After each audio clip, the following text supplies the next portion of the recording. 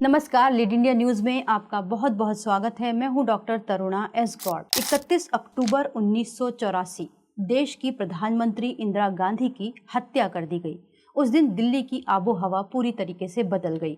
कुछ ही घंटों में खबर आई, गुस्सा, डर और अफवाहें सड़कों पर फैल गईं। सिख समुदाय को निशाना बनाया जाने लगा और घरों और दुकानों को आग के हवाले कर दिया गया। इतना ही नहीं, लोगों के ऊपर हमले हुए और उनकी हत्या हुई। इसी हिंसा में दिल्ली के अंदर हजारों लोगों ने अपनी जान गंवा दी।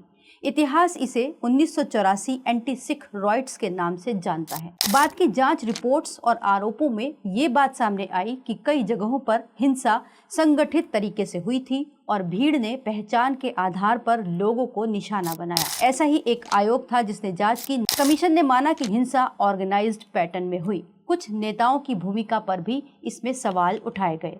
उनमें से ही एक नाम था सज्जन कुमार, जो 7 साल से तिहाड़ जेल में आजीवन कारावास की सजा काट रहे हैं। हाल ही में उन्होंने मानवीय आधार पर जमानत याचिका दाखिल की थी सुप्रीम कोर्ट में, लेकिन सुप्रीम कोर्ट ने याचिका खारिज कर दी। कोर्ट ने उन्हें बीमार पत्नी से मिलने के लिए अंतरिम जमानत देने से साफ साफ इनकार कर दिया। क्या थी उनकी याचिका और क्यों ठुकराई गई? सज्जन कुमार ने कोर्ट से कहा कि वो पिछले 7 सालों से भी ज्यादा समय से जेल में हैं और इस दौरान अपनी गंभीर रूप से बीमार बुजुर्ग पत्नी से वो एक बार भी मिल नहीं पाए। लेकिन सुप्रीम कोर्ट ने इस मानवीय आधार को पर्याप्त नहीं माना। कोर्ट ने स्पष्ट कहा कि आपकी सजा के खिलाफ जो अपील लंबित है उस पर हम जुलाई में सुनवाई करेंगे। अभी अंतरिम जमानत देने का कोई आधार नहीं बनता। यानी कोर्ट ने साफ संकेत दिया कि मामला गंभीर है और सिर्फ व्यक्तिगत कारणों पर राहत नहीं दी जा सकती। सज्जन कुमार ने क्या सुप्रीम कोर्ट में अपील दी है और कौन है सज्जन कुमार, शॉर्ट में जान लेते हैं। सज्जन कुमार दिल्ली से कांग्रेस के प्रभावशाली नेता रहे। 1984 दंगों के मामलों में वो दोषी ठहराए जाने के बाद उन्होंने अपनी पार्टी से प्राथमिक सदस्यता छोड़ दी थी। आज वो उम्र कैद की सजा काट रहे हैं। उनके खिलाफ मुख्य 2 एफआईआर दर्ज हुई थी। 1 नवंबर 1984 को सोहन सिंह और अवतार सिंह की हत्या का और दूसरा 2 नवंबर 1984 को गुरुचरण सिंह को जिंदा जलाए जाने के आरोप में। कोर्ट में उन्होंने खुद को निर्दोष बताया और कहा कि उनके खिलाफ कोई ठोस सबूत नहीं है।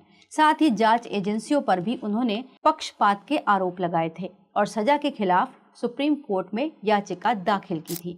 यही वो याचिका है जिस पर सुनवाई अभी होनी है और जिसके कारण सुप्रीम कोर्ट ने सज्जन कुमार की अंतरिम याचिका को ठुकरा दिया। असल में जब किसी व्यक्ति को निचली अदालत या फिर हाई कोर्ट से सजा मिलती है तो वो सुप्रीम कोर्ट में अपील दाखिल कर सकता है इस सजा के खिलाफ। इसका मतलब होता है कि जो सजा अभी दी गई है वो फाइनल नहीं है।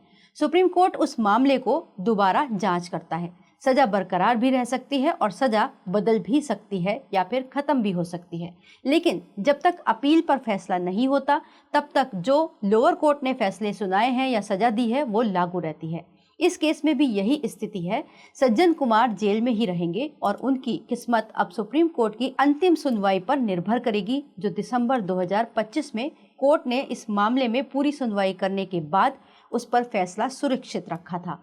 फैसला सुरक्षित रखने का मतलब ये होता है कि कोर्ट ने दोनों पक्षों की बातें सुनी, दलीलें सुनी और तुरंत फैसला नहीं सुनाया, बल्कि बाद में सोच विचार करने के बाद लिखित निर्णय जारी करने का फैसला किया। तो इस वक्त स्थिति साफ है कि सज्जन कुमार को अभी कोई राहत नहीं मिलेगी। सुप्रीम कोर्ट में दाखिल उनकी याचिका पर अब जुलाई में सुनवाई होगी और उस पर जो सुप्रीम कोर्ट सजा तय करेगा या खारिज करेगा या बदलेगा वो इसी बात पर निर्भर करेगा। सज्जन कुमार की इस याचिका से दिल्ली के एक बार जख्म फिर से हरे हो गए। यही वो केस था जो अभी भी 1984 की याद दिलाता है कि कैसे इसके दंगा पीड़ितों ने एक लंबी न्यायिक लड़ाई लड़ी थी। वीडियो को लाइक करें, हमारे चैनल को सब्सक्राइब करें। हमारे वीडियो सबसे पहले देखने के लिए बेल आइकन प्रेस करना ना भूलें।